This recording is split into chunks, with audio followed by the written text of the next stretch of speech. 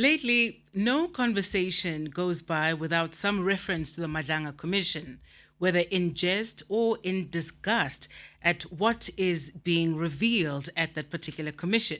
Take, for example, if somebody's acting dodgy, another may say, hey, careful now, you may just appear kwa Madlanga. Or if somebody is aggrieved, they may then say, lana kumele sibize umkhwanazi. Or if you're lying, or appear to be umashaya, another person may perhaps liken you to one sbiya. And so it goes. And rightfully so that this commission has taken over our lives. Because every country must come to a point where it looks at itself honestly, not through speeches, not through headlines, but through testimony. Over the past 100 days, South Africans have watched this particular moment unfold. A senior police general comes before the country, calls a media briefing so as to speak to the country, clad in military garb and surrounded by other colleagues also clad in military garb, armed at that, and then making explosive allegations, extraordinary steps that he felt he needed to take to make known what he understood as the capture of the criminal justice system in the country. And soon after, a commission of inquiry was set up. Doesn't come cheap, but 147 million rands was allocated for this, and it will be more now that it has been extended. Witnesses began to speak, some cautiously, some boldly, and some foolishly boldly at that. And slowly, a picture starts to emerge, a scary picture in some respects, not just of individuals, but of a system that is under strain. So today I want to ask, are we as South Africa beginning to witness real accountability, or is it just another chapter in South Africa's long history of exposure without consequence? I am Sebenzile Nkambule, and this is Context, where we slow down the headlines, slow down the viral clips and the laughs just enough to understand their implication. Welcome.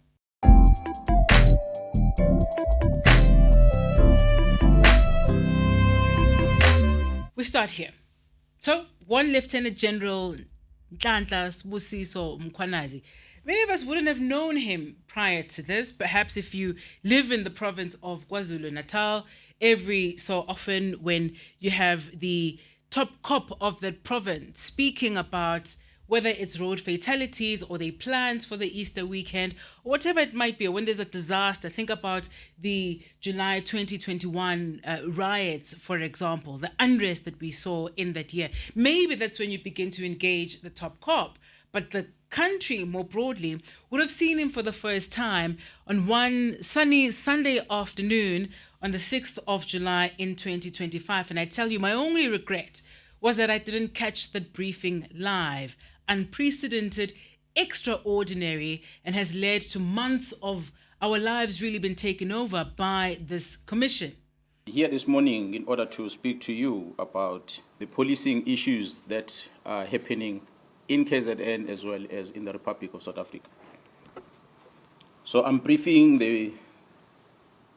this briefing to the citizens of this province, and by extension, the inhabitants of the Republic of South Africa, specifically about the work of the political killings task team. Some of the allegations, he says, there are political actors that have interfered with police investigations.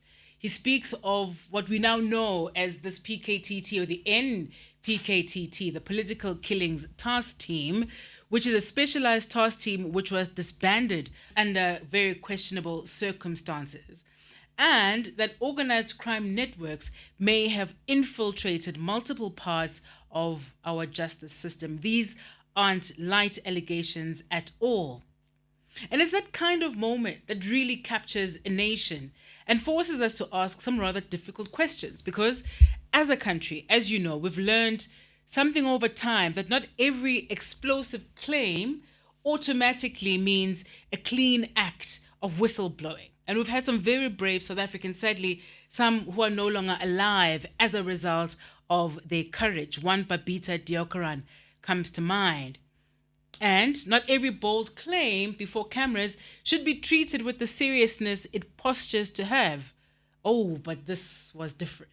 This was a very different moment. The debate, of course, ensued because we're a country that likes to jump in even before we have the facts in their entirety. Those who perhaps through caution early on, not wanting, of course, to see an example of hero worshipping, right? Here you have this cop, and might I add, a good-looking cop. I know you've noticed too. He comes out and says, this is what is happening. I am brave enough to take on these actors. I'm brave enough to say it's happening across the board. It affects police officers. It affects prosecutors. Even the judiciary is right there. It takes courage. It takes real courage to take that stance. And so he does that. But some, and I think rightfully so, said the optics there were worrisome, right? Think about cases, and if we take our own continent, where you've had members of the military come out and put out a press statement or hold a press briefing, it often does not signal a good moment. Often it is a coup, or it means that whoever the military leader there has taken over the country, and often that spells trouble. So the optics were not great, even though he says, well, I was wearing official uniform, right, of the Special Task Force, so you can't blame him. I think even he's a smart guy. Even he knows that the optics were quite deliberate and quite jarring for many. And then there were those, where's the evidence, they asked. How do we know that what he's actually claiming is what is happening?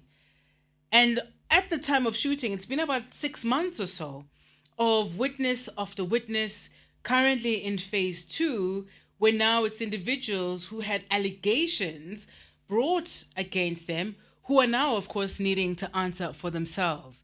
And having watched this commission quite closely, I can tell you, I am yet to quite confidently point to a witness within phase 2 who has done a good job of showing that, in fact, the allegations against them were not warranted, and in fact, they're quite innocent.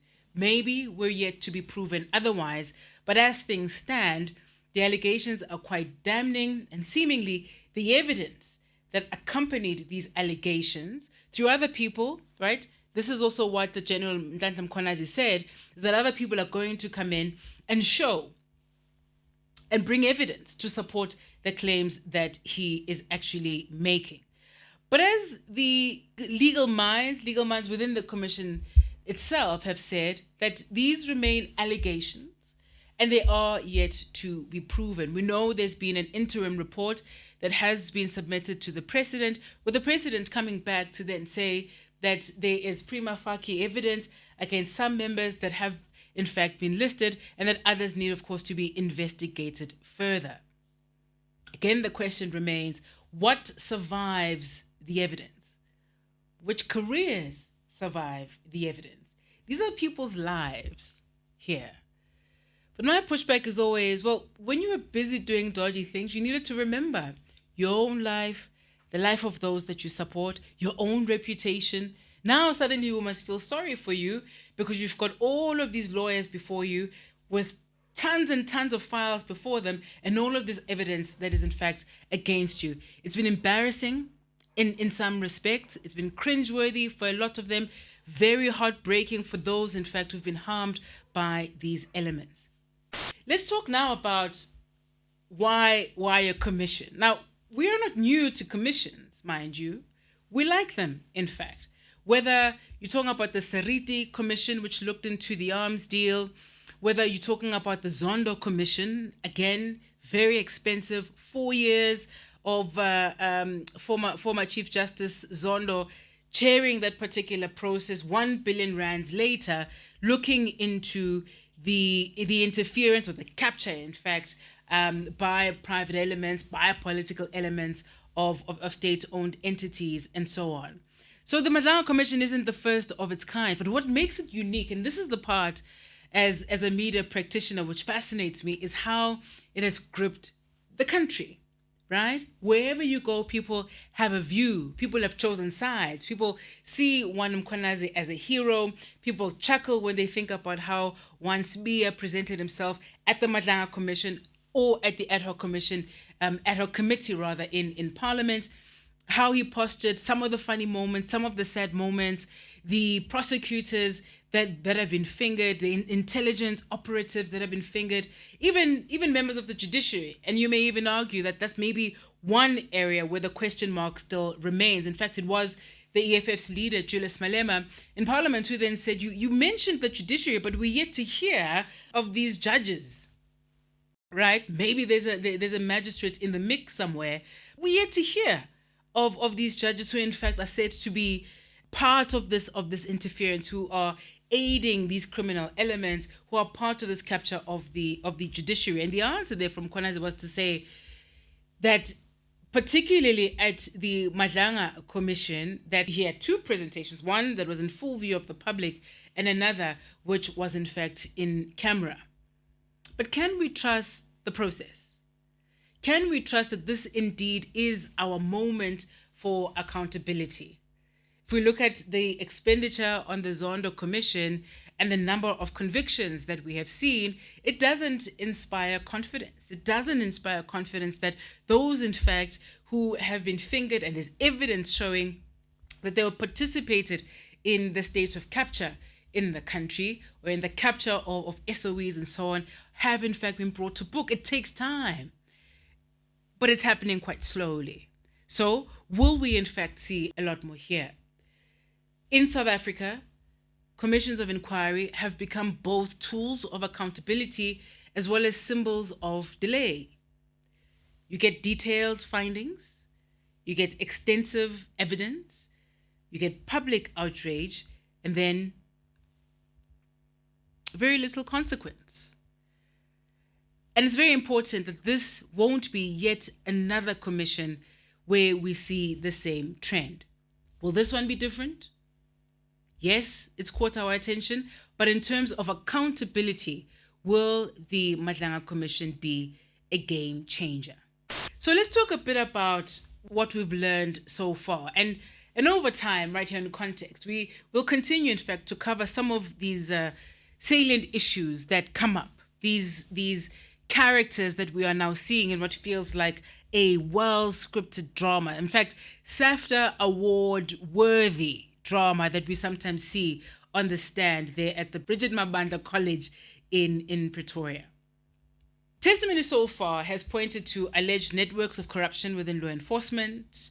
You've got links between police officers and organized crime, and the weakening or bypassing of investigative processes, right? So very unsettling signals here.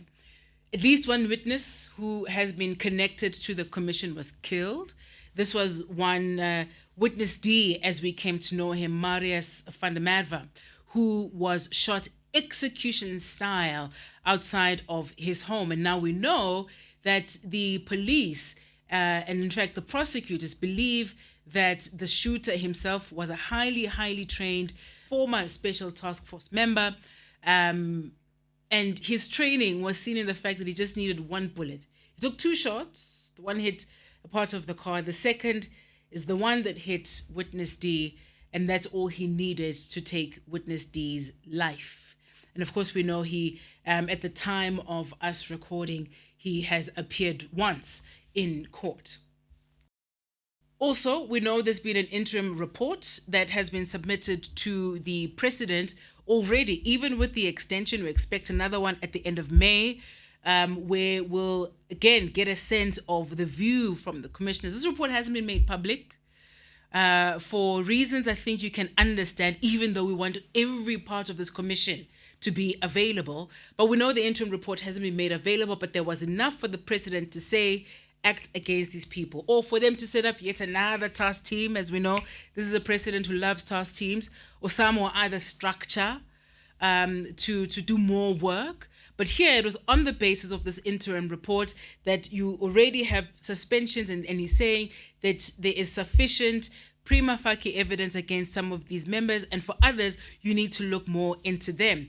What many, of course, were looking for was, will President Ramaphosa be bold enough to act against one suspended police minister, Senzo Mchunu?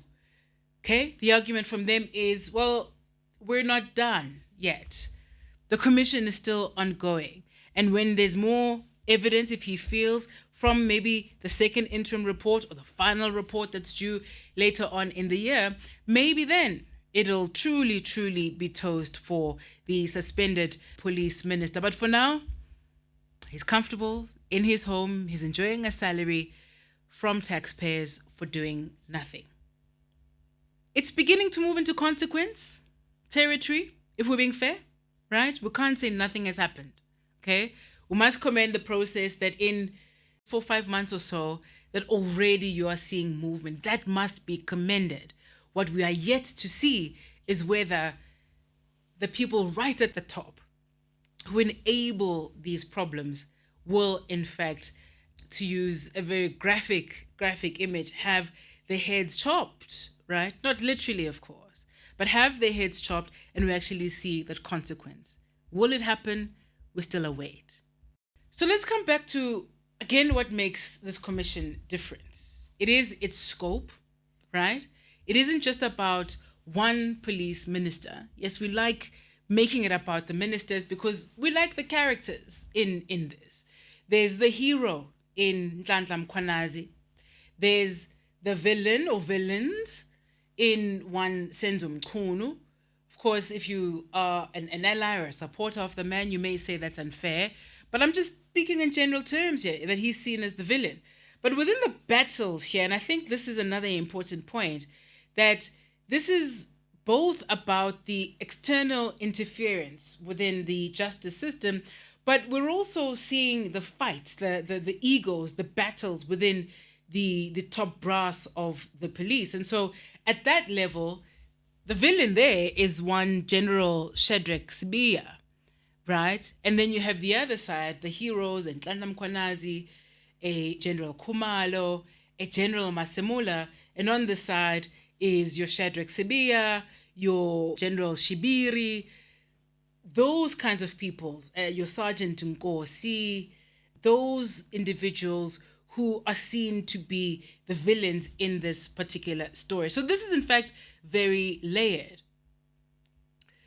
And if influence enters any of these, when you look at the three core pillars of the justice system, police, prosecution, and the court, as well as corrections, when influence enters one of these, it in fact creates a very dangerous precedent, right? It means selective justice, which means justice for some and protection for others. So if you are an ordinary person, caught doing some of these things, if you're not connected, if you aren't transporting money in Woolies bags, if you don't have various people on speed dial who you can ring up, whether it's a former police minister who you meet up with or other generals that you invite into your home, and so it goes. You may actually be charged for doing something because you're not connected. But those who are connected, we are seeing, seem to have all sorts of avenues to get out of the trouble they may in fact find themselves in. And if the system is infiltrated, those with power may never be held accountable. And when that happens, the rule of law itself begins to weaken. So coming back to my central question about accountability or performance, we do need to be honest about another thing. Commissions are public performances of accountability. They are transparent, they are visible, they create the feeling that something is being done. And to talk a bit again about one Ramaphosa's tenure, he's in his final term now, that he certainly, I think, has been criticized of being a head of state that likes to look busy, to look like something is happening, yet you wonder where the results are. Maybe we'll leave the analysis of Ramaphosa's tenure for another episode, but task team here, this panel here, this panel of experts here, advisors doing this. It's like if you need to bring all of these people in who are not in government in some way or aren't employed by the relevant department, that the expertise is sitting elsewhere instead of the very people who are on the state's payroll, why on earth are we paying for the people who are getting paid? I digress. The commission itself can, in fact, I think if you take a critical lens, be viewed as as performative, just to show that something is happening. But I think the difference here is that we've now started to see things being done, but a lot being uncovered in the process. But real accountability is quieter.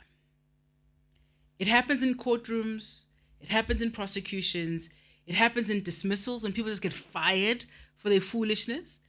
It happens in institutional reform. And that is where, as a country, historically, we have struggled. Even now, there are critical questions. The Commission reports to the President, who some argue is politically implicated or connected in part to the broader system. Its recommendations are not binding, and this is why then there needs to be yet another process once Madlanga and his very capable team make recommendations and say this is what we have found. Another process must then take place, because what then happens from the commission is not binding. And this is why then it says this is a fact-finding mission. You tell the witnesses, yes, you are bound to tell the truth to the best of your knowledge, but you would not necessarily be incriminating yourself off what happens in that process, but it would be another process that in fact either lands you in jail or sees your assets being taken, if you will, or seeing you fired from your workplace. And so that also, I think, weakens the how we think about commissions. And then the implementation depends on the very institutions that are under scrutiny. So if the issues are within the police, it's the police themselves that must then do these things, right? As the top cop, General Fani Masemola must be the one to then lead the process of ensuring that lifestyle audits are done, checking all sorts of things like security clearances and so on, which I think that sits with the DPCI, who would look at things like that. But it's the very people who have been embarrassed, who've been shamed, who have been exposed through this process, who are then expected to then carry out the reforms. So watching this process is interesting currently as a country, because it is a process that is both powerful and limited at the same time. But why should you and I care? There are indeed still people who are not following this as closely as you and I perhaps may be. Maybe they catch clips, they'll watch content creators make good fun of what's happening at the commission, but on watching it closely, they don't know what's happened in Ekurhuleni. They don't know who Julius Mkhwanazi is. They don't know who the various role players are. They don't know who Imogen Mashazi. They don't know what those names mean. Ekurhuleni, by the way, is where you that's where the airport is. In case you didn't know. Listen, I live there, all right? It's a lovely place to be, but every time I drive past any EMPD official, I'm like, where? I wonder if Umuntu Mkhwanazi lo. Not Nhlanhla, the other Mkhwanazi. But nonetheless, back to the question, why should you and I care about this? It's easy for us to experience this from a distance, that you're not affected by it. Your life is continuing just fine. Why should you care about a witness D who was killed in Brakpan somewhere? Why should you care about a Matlala and his designer brand wearing self? Why should you care about the so-called Big Five, this cartel, as we are told, of organized crime? The consequences are deeply personal. When justice is compromised, when the justice system in its entirety is compromised, it affects all of us. Cases collapse, investigations stall, criminal networks operate more freely, and ordinary people like you and I lose faith in the system. And when people lose faith, they stop reporting crime, they stop expecting justice, they start relying on alternatives. And that is how systems quietly and progressively unravel. So this is not just about who is implicated or who the characters in this saga, this ongoing saga are. It is about whether or not the system can still be trusted to function. And so the Madlanga Commission is still ongoing, still continuing for yet another couple of months. No final conclusions have been reached. Yes, an interim report. The first one is out. The second one is still awaited, but nothing final as yet. But something important is already happening. South Africans are watching the system examine itself in public, and that's a good thing. The real question is not just what will be revealed, but what will be done once all is revealed. I am Sebenzile Nkambule, and this is Context, because accountability doesn't just start with exposure, but it starts with what comes next. Thank you very much for watching, and remember to subscribe to the podcast everywhere you catch a podcast and on YouTube. Until next time, stay curious. Thank you for watching.